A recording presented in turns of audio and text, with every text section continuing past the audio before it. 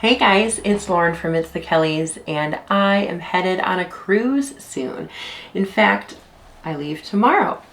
There's a lot that has to be done, but I thought I would jump on here so that we could talk a little bit about cruises because they haven't really been mentioned on this channel before, but it is a huge way of traveling that a lot of you guys love and a lot of you guys haven't done before. I am doing a Royal Caribbean cruise that leaves out of Sydney, Australia, and it is an 8-night cruise that goes to a couple of different islands in the South Pacific. So I thought that this video I could kind of do like a cruise question and answer, and it'd be a really great way to introduce the trip and the future cruise videos that are coming up that I'm going to film while I'm gone. And I asked in the community page what questions about cruising you guys have, and now today I'm going to answer them all for you. Now, a lot of these answers are going to vary based on the person and the travel personality that they have. So I'm going to answer based on what I know best and what I usually do. And if you guys have cruised a lot before, please feel free to comment down below and let everybody know your personal tips and tricks that can make cruising even better for them, especially if they are new to cruising. As always, please consider subscribing to this channel because I am your girl if you want to travel often and pack well like I do.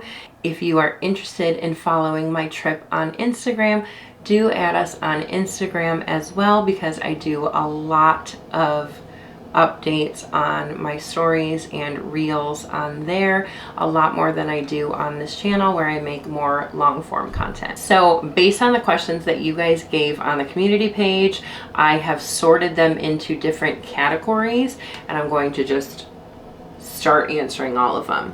And then hopefully I'm going to make videos on some of these topics that were really hot questions, and then I can kind of dive deeper into it. Okay, let's start. I have all my questions written down. So first we're gonna start with planning your cruise. Which cruise line should I choose? Well, I have done a lot of Royal Caribbean and a lot of Carnival. I feel like they're the most popular. Now, I personally like to pick my cruise line, my boat, and everything based on where it goes and the dates that it sails. I generally cruise for the places we're going and not necessarily the boat itself, but you will find a lot of people that don't really care where it's going and they cruise just for the boat itself. Where do you book your cruise through? So there's tons of different places that you can book your cruise through, and of course you can book it direct through your cruise line.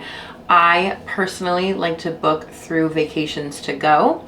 I really like their website. They can organize it by date, they can organize it by port, they can organize it by ship. There's so many different ways of doing it, and there's just a huge list like this. And then they do have really amazing prices as well. I have been booking with them for years and have booked, I think, honestly 100% of my cruises through them, and through them I have found my personal cruise guy named Frank, who I always book through Vacations to Go with him. I'm going to put his info down in the description, and if you want to book with him, tell him I said hi. It is really great to book with an agent that can actually kind of talk to you. They've done a lot of the boats, they know a lot of the answers, and they set everything up kind of for you, so you're not really going in blind. All right, so the best cabins. This is something that is really going to differ depending on who you are and how you like to travel.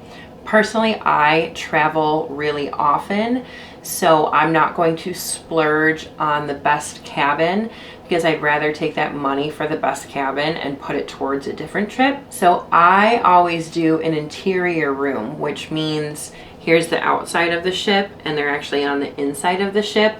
So there's no window, no balcony, no anything. Me personally, that room is for sleeping, showering, and getting dressed. If I want to go outside, I personally don't feel the need to sit on my balcony. I will go upstairs to the Lido deck and sit there instead. What is the best place on the ship for your cabin? I'm assuming that people are kind of asking for comfort wise and noise level wise.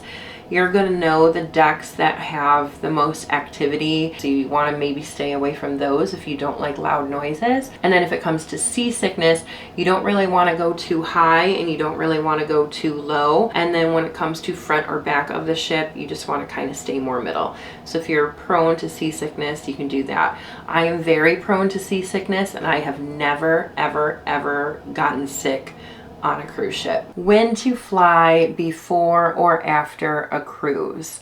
So I always like to fly in and land the day before a cruise because I have risked it a couple times and have flown in the day of a cruise. And if something happens with your flights, you're not getting on that boat. And there are things to do when that happens. And I've done it twice. I've done it twice where I've actually had to go meet the boat when it's in port as opposed to where it takes off from. Don't miss your flight. Play it safe. After the cruise, I always book like a midday flight. So get off the boat and go right to the airport. You don't want to do it too early. So now we're going to talk about packing. This video right here is my pre-trip video. Usually I bring out a packing video, but this is kind of my pre-trip video because I'm actually going to unpack my suitcase in my cabin so I can show you guys how I do that and how I make best of the space that I have in the cabin. So stay tuned for that.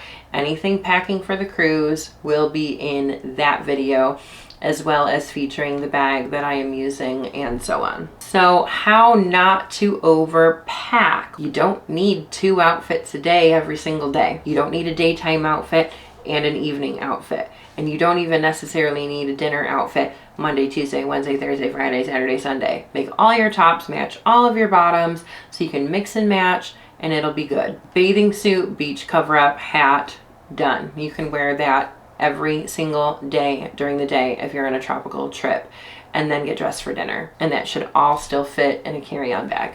For the love of God, please do not bring more than 2 pairs of shoes. What kind of electronics, like plugs wise? Well, most ships have a European outlet as well as US outlets. And then I will have my universal charger so that I can make use of the electrical outlets for whatever country is on board.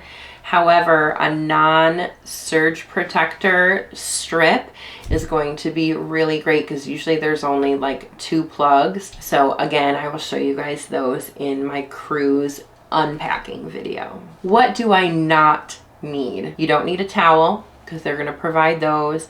You don't need some big, large purse or tote bag. You just need maybe a little clutch. You don't need to bring a speaker. All these people on tropical trips bring a speaker with them and blast their own music, but then the cruise ship has music going on, and then that girl's going to blast her speaker, and then that one, and then all of a sudden you've got 5 songs going on at once. And your room is small enough, you don't need to bring a speaker in your room either. And last but not least, like, I don't know, I always still dress up for the dinners anyway, but I'm never gonna bring high heels. I'm just not. I bring 1 pair of flip-flops with me that are more casual and beachy, and 1 pair that I can still wear with my dress. Leave them at home. What do you need? Well, like I said, I would bring a small clutch just to keep your stuff in. You do need some sort of backpack or beach bag for when you do excursions and you want to bring that to shore with you. And then I like to bring either clips or bands to hold my towel in place if this is the type of cruise where you're going to be by the pool. I also like to bring an insulated cup to keep my drinks cold, especially if I'm on a tropical cruise, and reef safe sunscreen. Carry-on versus checked bag. So just like an airplane, you're going to have options to either carry your bag on or check it. And just like an airplane, a checked bag, you're going to hand it over to somebody, they're going to go through it, and then they're going to deliver it to your room whenever. A carry-on bag is one that you bring on with you and you hold it the whole time. Now, pros and cons of both. Sometimes you get on the ship early and your staterooms aren't really ready yet, and if that's the case, you have to hold your luggage the whole time until your stateroom is ready. If you check your luggage, you don't have to hold on to it the whole time. However, I've done that a few times where I haven't gotten my luggage back until really, really, really late at night. And you really want to make sure to at least have an extra change of clothes, a bathing suit, and some toiletries with you, so that if that happens, you can still get dressed and ready for dinner. Now let's go to some on-board questions. Let's talk about money. You're going to register either your credit card or your debit card when you are registering for your cruise, and that's going to be your onboard expense account. You do not need cash for your cruise. Everything is done via your ship card, which is also your room key. Cash can be great in port when you get off of the boat and you want to buy little things. That's definitely needed. I always recommend bringing cash on a cruise. But when it comes to things you're actually going to buy on a cruise ship, you don't need it. You can't use it, in fact, and everything is going to be on your expense account. Tipping on board. There's usually a fee every single day that you have to pay at the end when you are leaving the ship. And it can be anywhere from like $13 to $18 a day, depending on the cruise ship and depending on the type of room that you have. And that is split between all of the crew on board. How to organize your cabin. You guys, these cabins are small. The one I have on this boat is 166 square feet, and you usually have to fit 2 people in there. So my biggest piece of advice is unpack. Put the luggage under the bed and make use of the drawers and make use of the closets and unpack your stuff. What is included on a cruise versus what do you pay extra for? I mean, ships are going to vary. There's always going to be activities that are free and activities that are paid, and there's always going to be restaurants that are free and restaurants that you have to pay for. But for the most part, it is very, very easy to be on a cruise and not pay a single dime except for tips. Is a drink package worth it? Oh my gosh, this is the question I get asked every single day, I swear. And to me, it depends on how much you drink. It depends on how long the cruise is. It depends on what you can afford. It depends on how many ports you have. Because to me, personally, if I want to drink a lot on a cruise, I'm going to sneak my alcohol on. There's plenty of different ways to do it. I've done it on probably half of the cruises I've been on in my life. It shouldn't be done, but it can be done. If you're going to drink 15 drinks a day every single day, then it's totally worth it. Absolutely. But if you're just going to have like 3 drinks a day sometimes, then to me it's not worth it. Also, if you're on a cruise for say 7 days and you have 5 ports, the drink package is not worth it because you're going to be in port for most of the day and you're probably going on an excursion that maybe includes alcohol. So to me, I'm not a fan of drink packages. I have never, ever, ever, ever, ever bought one before. On the cruise I'm going on soon, I'm just doing the soda package because that was $8 a day or $9 a day. So that was fine because I need my Diet Coke. Should you choose your dining time or do my time dining? Now, every cruise ship totally differs with this, but basically there's usually 2 different times that you can plan to have your dinner every single night. That's in the formal dining room. You have assigned seats. It's either going to be a small table that's more private or a really big table with maybe 6 to 8 other people. So usually there's like an early dining and a late dining, but then there's also my time dining where you can dine whenever you want to at whatever table. You don't get the same table, you don't get the same server, you don't get the same time whenever you're hungry. There is always the buffet and the other places to eat on the ship, but if you want more of the nicer sit-down dining like a restaurant, then that's what you do.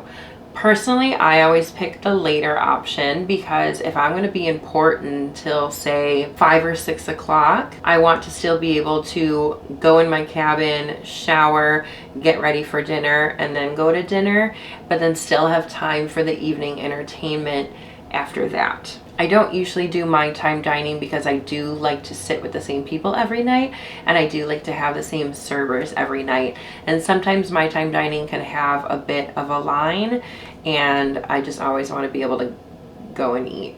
How do I get a chair at the pool?